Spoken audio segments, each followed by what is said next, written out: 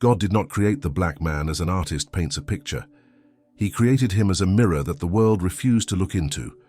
From the very first breath upon the clay, when consciousness was breathed into matter, creation was never about color but about contrast.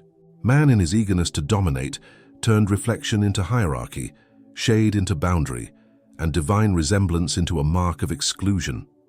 But who said that black clay is less divine than white? Where in all of nature does light feel shame for the shadow that reveals it? Perhaps the error lies not in color, but in the gaze that learned to see the divine only in what shines. For if God is substance, and in Spinoza's thought, all is substance, then the black man is the direct expression of that infinite unity. To deny his divinity is to deny God himself. It is to commit the most subtle of sins, to believe that there exist parts of creation unworthy of the Creator. The Church, in bowing before the power of empires, was forced to silence this truth. For to admit that blackness is the full reflection of God would mean acknowledging that both throne and altar were built upon a sacred error. And what is more threatening to an empire than the reminder that the servant bears the same spark as the king? For centuries, theologians have shaped a God in the image of their privileges, a God who blesses crowns but not chains, who offers salvation but not reparation. They crafted a narrative in which the color of one's skin became a sentence and geography destiny. But the true God dwells neither in stone temples nor moral treaties. He abides in contrast, in the warmth of skin that absorbs the sun, in the rhythm of blood that dances even under oppression. And if the black man is condemned for reflecting the earth, it is perhaps because the earth reminds humanity of what it fears most, its origin.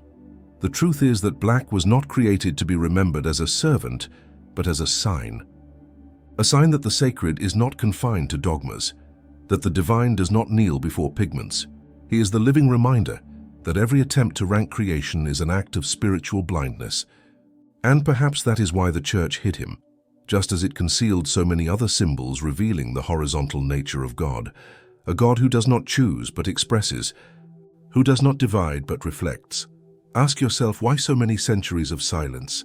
Why so many white hands writing the history of a world born from the fertile darkness of Africa? Why so much fear in admitting that wisdom, music, mathematics, and soul inhabited black bodies long before Rome existed? The answer lies not in theology, but in the politics of fear, the fear of losing the monopoly on light.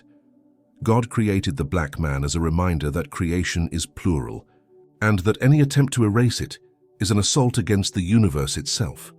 For to deny blackness is to amputate reality, to try to sever body from soul, sound from silence, night from dawn. And there can be no salvation when one tears apart the fabric of divine totality. He who cannot see God in dark skin will never see him in the stars. The mystery is not why God created the black man, but why the white man created a God who does not recognize him. Perhaps because deep down man fears to look into the mirror and see that the face he has long judged as distant is in truth his own, bare, without crowns, without dogmas, without borders. And in that instant of revelation, every supremacy dissolves like smoke before the fire of truth. God did not create races, but expressions of the same spark. And he who dares to rank them dares to deny the very God he claims to follow. For centuries, man believed that God created in colors, but color was never a divine act. It was a human invention to classify the infinite. Nature paints no borders, only transitions. And yet Western theology dared to divide what the universe has always kept united: breath and earth, spirit and shadow. The black man, born of the light that ripens under the sun, was turned into a symbol of inferiority by those who confused brightness with purity and darkness with sin. But Spinoza would say, light is not good because it is bright, it is good because it illuminates. Evil is not darkness, but the gaze that refuses to see. How then can we fail to perceive that dark skin is the closest testimony to the origin, the living trace of primordial matter shaped in the womb of time when all was still one and no empire dared to call itself chosen? Those who created the white God did not do so out of faith but out of power, for a God who resembles them legitimizes domination, sustains hierarchy, crowns privilege. The divine had to be painted in the same tones as the statues adorning Rome, so that heaven might seem an extension of the throne. But what kind of divinity is this, one that changes face with the map and color with the conqueror. If God is substance, as Spinoza taught, then he is all faces, and to deny them is to reduce him to the condition of an idol, a petrified reflection of our vanities. Perhaps that is why the black man was silenced, because his very existence exposes the ontological error of a faith that confuses the Creator with the caricature of the Creator. In the ancient scriptures, before the church shaped the discourse, man was dust of the earth, and the earth was dark, fertile, and deep. The clay that formed Adam did not come from the clouds, but from the soil, the same warm and moist soil where the first civilization sprouted, where Egypt blossomed, where the gods spoke the language of the sun. But the chroniclers of the West, fearing to acknowledge Africa as the cradle, preferred to exile origin into myth and truth into heresy. They rewrote Genesis so it would fit inside white frames. They turned blackness into punishment and whiteness into blessing. Thus, original sin ceased to be disobedience and became melanin. It is curious to see how the shadows of history move. Where there was wisdom, they built silence. Where there were kings, they invented slaves. Where there were temples, they raised huts. And all this in the name of a God who, ironically, inhabits both the throne and the whip. But the Spirit does not distinguish between the rod and the altar. It sees only intention. And any faith that justifies oppression is not faith. It is superstition dressed in a cassock. Truth, like light, has no master. It falls upon everything, even what one tries to hide. And when it touches the face of the black man, it reveals not a body marked by history, but a spirit marked by eternity. Perhaps what frightens religious authorities most is not the color, but the mirror. For to see the black man is to see the forgotten face of God, the one who does not demand veneration, but recognition. It is the God who does not reign, but dwells, who does not divide, but envelops, who does not punish, but reminds.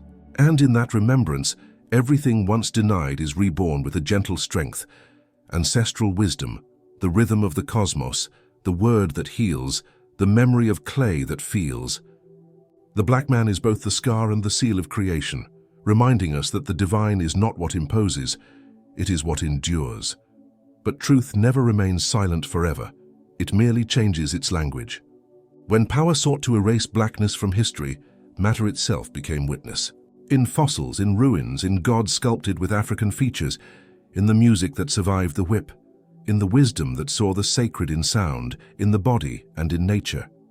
Every song, every drumbeat, every ancestral gesture carries the memory of a time when man and God were not separated by walls, temples, or dogmas, but walked together to the same rhythm, breathing the same mystery. And that is why the Church trembles before this memory, because the black man needs no intermediaries between himself and the divine. He speaks to the Creator without translation. He recognizes the infinite not through imposed faith but through felt presence. In colonial treaties, the black body was described as an obstacle, a burden, a sign of delay. But within every fiber, there is science. In every feature, there is philosophy. And in every gaze, a knowledge that surpasses universities. For it was woven with intuition, silence, and resistance. The West called mysticism what it could not measure, and primitive what it could not dominate. Thus, it confused its own ignorance with that of the other.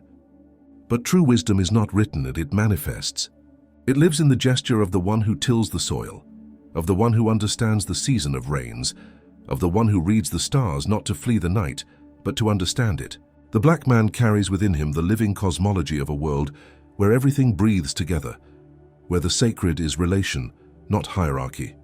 There is an ancient unease in the eyes of the colonizer, that of realizing that the truth he sought to tame has always slipped through his hands. For every attempt to convert the other is a confession of weakness, the cry of one who fears what he does not understand. And what the West has never understood is that, in the African vision, God is not a distant figure seated on a throne, but the very vibration that sustains reality. Divinity is not outside but within all things. That is why the black man, even in chains, never bowed inwardly, for he who recognizes God within his own body never kneels before the oppressor. The slavery imposed upon him was physical. The freedom he kept was metaphysical. And if black skin disturbs, it is because it reminds us of what has been forgotten, that the first man came from darkness, not from the absence of light, but from the womb of creation. The same womb where the stars were born, the same womb where God spoke being into existence. Night is not the opposite of light. It is the womb that gives birth to it. And the color black, far from being an accident, is the purest symbol of this mystery, of the origin that contains all, of the depth that welcomes, of the silence that precedes the word. That is why, when the black man walks, he carries within him the memory of the cosmos. And it is this memory that empires fear, that he is older than conquest, older than dogma, older than fear itself. Perhaps the true scandal is not the color of the skin, but what it reveals, the failure of a theology that tried to paint God in the image of power. For if the Creator is omnipresent, then he is also black, not by pigment but by principle, because the divine substance is totality, and totality excludes nothing. He who denies blackness denies himself, and he who denies himself loses the path to eternity. The Church, in hiding this truth, did not erase man, it erased its own soul. For only he who sees God in all forms truly recognizes him, even in those that challenge him. And that is what makes the black man dangerous. He is not the other, he is the mirror. In the sacred scrolls there are silences heavier than words, and it is within these voids that the true heresy hides, not the heresy of those who deny God, but of those who dare to reveal him beyond the imposed frames. When the Church erased the black face from theology, it did not merely mutilate history, it mutilated the very concept of divinity. For a God who manifests only in one type of body is a God imprisoned. A God who chooses shades is a God too small for infinity. And a God too small is the exact reflection of a faith built not upon truth, but upon fear.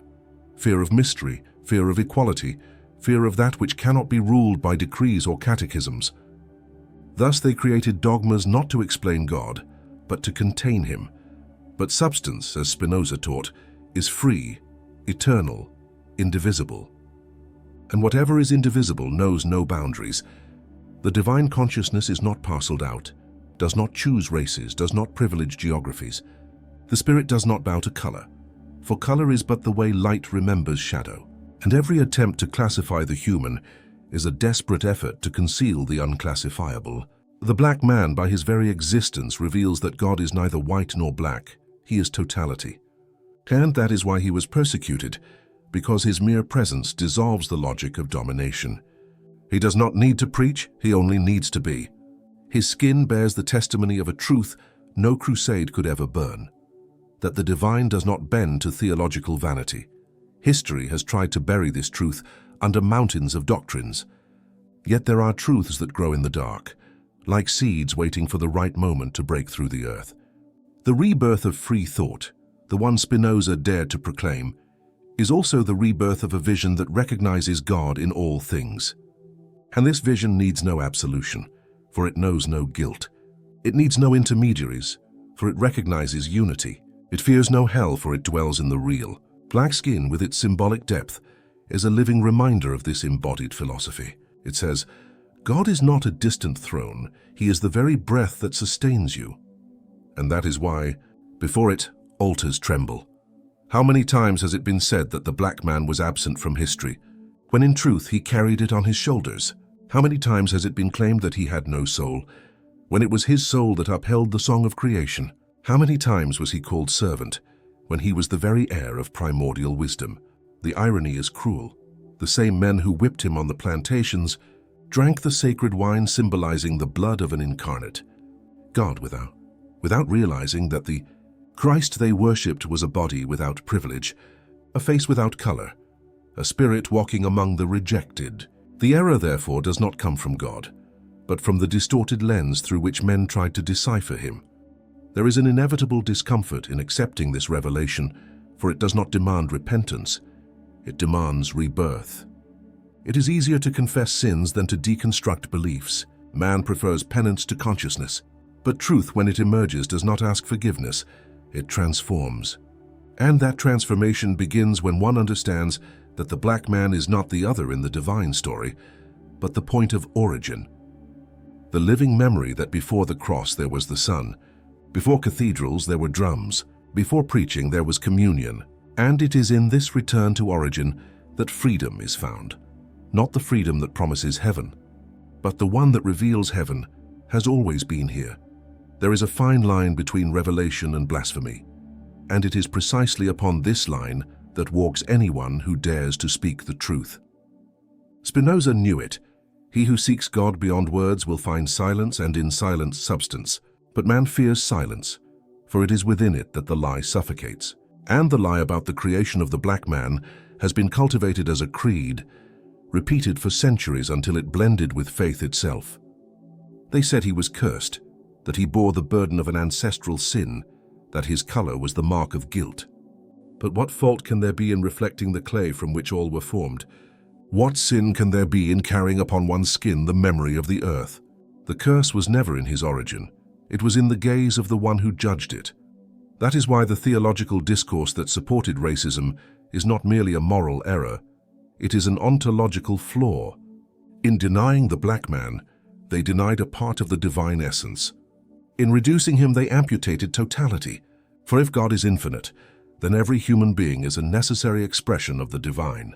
And when one of these expressions is despised, the entire cosmos falls out of balance. Racial oppression, therefore, is not merely a social crime. It is a metaphysical sacrilege. Every time a black body was sold, whipped, or silenced, it was not only a man who was wounded, but the very symbolic structure of creation itself. And perhaps that is why the world writhes in its crises, because there exists a spiritual debt to truth, a debt to the principle of unity. The Church, which called itself guardian of the sacred, traded revelation for convenience. It settled between kings and crowns, confusing glory with grace. To justify empires, it had to invent hierarchies in heaven. It turned the idea of divine election into an instrument of domination. But the God of Spinoza, and of all who dare to think, does not choose, he is. He does not punish, he reveals. He does not divide, he integrates. And when the black man is recognized as the living image of infinity, the entire system of power collapses, for there is no longer any justification for inequality. And that is what has always frightened the institutions, the possibility that the sacred does not legitimize the throne, but walks with the slave. In every uprising, in every song of resistance, in every gaze that refuses to bow, echoes the memory of this consciousness. It is the remembrance that God does not need defenders. He needs to be recognized. That faith is not submission. It is lucidity. That the true temple is not the edifice erected, but the body that breathes, the earth that sustains, the skin that feels. And perhaps that is why the black man, even under oppression, never ceased to create, for creation is a divine act. In dancing, he remakes the cosmos. In singing, he rekindles memory. In resisting, he reenacts Genesis itself, reminding humanity that the word was not given to kings, but to the clay that dared to speak. If God created the black man, it was neither to be adored nor to be feared, it was to be understood. For within him lies the deepest reminder of what dogma erased, that strength is not privilege but presence, that wisdom does not come from books, but from the soul that remembers, that the divine does not dwell at the summit of cathedrals, but in the womb of the earth. And whoever has the courage to face this truth will see what the centuries have concealed, that the color of skin is only a veil, and beyond it beats the same eternal fire, the fire that burned in Moses' bush, that illuminated Christ's face, and that still shines today in every gaze that dares to exist. There is an open wound at the heart of humanity, and it has bled since the moment the first man was measured by the color of his skin. This wound cannot be healed by apologies, for it was not born of fault but of belief, and beliefs, when rooted in fear, become prisons. The idea that God created different peoples for different purposes is one of the most subtle forms of idolatry, for it turns divine will into human hierarchy. And each time man projects his vanities onto God, the sacred becomes distorted. Spinoza had already warned, a God shaped in the image of human passions is but a mirror reflecting the arrogance of the one who contemplates it.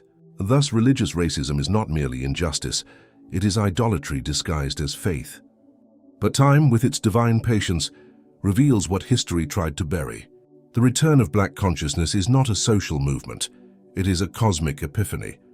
It is the remembrance of what was torn from the heart of metaphysics, the notion that the divine is one and indivisible. When the black man lifts his head and says, "I am the image of God." He is not demanding equality, he is restoring balance. For to recognize oneself as divine is not an act of vanity, but of ontological justice. It is as though the universe, for an instant, breathes in relief. The missing piece has been restored. The fragmented reflection has been made whole. The circle has closed. That is why the cries that once echoed through the slave ships still vibrate in the collective unconscious. They are not merely memories of pain. They are songs of remembrance. They are proof that the soul, even imprisoned, never forgets where it came from, and that where is not a nation but a state of being. The black man carries within himself the memory of primordial unity, the one that preceded the separation between sacred and profane, between body and spirit, between human and divine. It is this remembrance that makes him unbreakable, for he who bears infinity tattooed upon his skin cannot be erased by decrees nor bent by empires. He is the living testimony of what Spinoza called necessity, the inevitable manner in which God expresses himself in every form, including those power seeks to deny. And yet, there is a sacred irony in all this. While the world rejected the black man, it absorbed his art, his music, his spirituality, his rhythm, like someone feeding on what he claims to despise. This reveals a disturbing truth. What is divine cannot be destroyed, only incorporated. What racism tried to stifle, culture itself has made flourish. And every drum that beats, every body that dances, every voice that sings, is a prayer that asks no permission. It remembers. It reminds the world that the sacred is movement, that divinity is pulse, that God is not spoken, he manifests. And he manifests above all in what the world persists in marginalizing. Perhaps then the question was never, why did God create the black man? But why did man need a God who excluded him? The answer, Spinoza whispers between the lines of time, because fear cannot endure truth, and the truth is that the divine is not privilege, it is condition. To be black is to bear living proof that the Creator has no favorites. And to accept this is to let collapse every theology built upon the ego. For in the end, there is only one color before infinity, that of the Spirit. And the Spirit, like light, contains all colors, including those the world tried to erase. There comes a moment when every question about God turns back upon the one who asks it. Why did he create the black man? Is not a metaphysical doubt, but a confession of blindness. It is the echo of a mind that still separates the Creator from creation, the light from its reflection, the spirit from its own flesh. Spinoza would say that to ask why something exists is to ignore that all that exists is an expression of divine necessity, and necessity does not explain, it reveals. The black man was not created for something, for the infinite does not create by function, but by manifestation. He is the living reminder that existence has no castes, and that every being is indispensable to the balance of the whole. Blackness is not accident. It is an attribute of totality. To deny it is to amputate reality. Power, over the centuries, has disguised its thirst for domination in sacred language. It has used verses as chains, sermons as shackles, dogmas as borders. But the hour comes when the word liberates what the altar imprisoned. Reason, when purified of pride, does not destroy faith. It reveals its true face. And that face is plural, mixed, ancestral. Every shade of skin is a syllable in God's language, and the black man is the verse the world tried to erase from the poem. But poems do not die. They are reborn in the voices of those who resist, in the hands of those who build, in the tears of those who remember. And what the colonizer called a curse was, in truth, a sacrament, the seal of one who bears in his flesh the testimony of origin. Somewhere, between the ruins of empires and the walls of cathedrals, God observes in silence, not with the distant gaze of a judge, but with the serenity of one who knows that all that has been hidden will be revealed. For truth is patient, and patience is the time eternity uses to unmask the masks. When the world finally understands that color is not destiny but language, the veil will fall. And beneath the veil, all will see that what they called the other was only the part of the divine they had forgotten to love. The restoration of this truth will not come from councils or decrees. It will come from awakening. The same awakening that transforms blind faith into vision, shame into pride, the wounded body into a sacred temple. When the black man recognizes himself as a direct manifestation of the infinite, he does not claim a throne. He dissolves it. For before substance, There is neither king nor servant, only expressions of the same breath. And he who seeks to subject another to the shadow forgets that shadow is the place where light learns to be born. In the end, all returns to the principle, the clay, the breath, the spark. The question dissolves like mist at dawn, and only consciousness remains. God created the black man because God is, and being infinite, could not deny itself the beauty of the darkness that contains it. The black man is living proof that the divine does not fear the abyss, for it is from the abyss that the cosmos was born. And whoever dares to contemplate him without prejudice will see what the church hid out of fear, that the face of God is the mirror where all colors recognize themselves as one. Perhaps now, in the silence after the words, the listener realizes he has not heard a story per man, but a summons. Something within him has begun to move, not out of curiosity but out of remembrance, for there are truths that cannot be learned, only recognized. And this one, that God never created in colors but in expressions, resounds like an ancient memory whispered before birth itself. The black man is not the forgotten chapter of creation. He is the mirror that reflects the whole, the page where the divine wrote the beginning of the world in the ink of eternity. There is something sacred in the discomfort that now awakens, for only those troubled by revelation have truly been touched by it. Spinoza would say that reason, when free, does not console, it illuminates, and light, falling upon error, does not destroy it, and it reveals it. Thus the listener who has come this far may now feel the gentle weight of lucidity, the realization that every belief which ranks the sacred is but fear attempting to govern the infinite. And the infinite, like truth, does not bend. Look around you and you will see that everything is expression, the wind that sings through branches, the river that mirrors the sky, the face that bears the sun. There is no absence of God. There is excess, for he overflows in the most improbable forms. That is why to deny the black man is to deny the very alphabet of creation. Dark skin is the original manuscript of the cosmos, where every pore tells the story of clay, of fire, and of breath. And whoever dares to look without fear will see that beneath the veil of color beats the same spark that keeps the universe alive. Perhaps this is the true miracle, to discover that there is no why in creation, only for what. And the for what of the black man is to remind the world that the divine is not explained, it manifests. That wisdom is not taught, it is remembered. That love is not imposed, it is recognized. For in truth, there is no difference between light and shadow, only between eyes that see and those that refuse. May every word of this video be like a candle lit upon the altar of consciousness, not to venerate, but to see. And may something remain alight in the depths of the one who has listened, a spark that defies dogmas, rejects borders, and calls upon God by his true name, the one who dwells in all without exception. May this echo find shelter in the heart, and in the silence of the night whisper that faith is not submission but remembrance. If a truth has passed through you, do not let it die in forgetfulness. Share it as one shares a flame that does not burn but awakens. Let others hear what time tried to silence. Each of your gestures, a comment, a contact, a share, is more than an action. It is an act of redemption, a restoration of the word to the clay, a continuation of creation. For every awakening that does not multiply falls back asleep.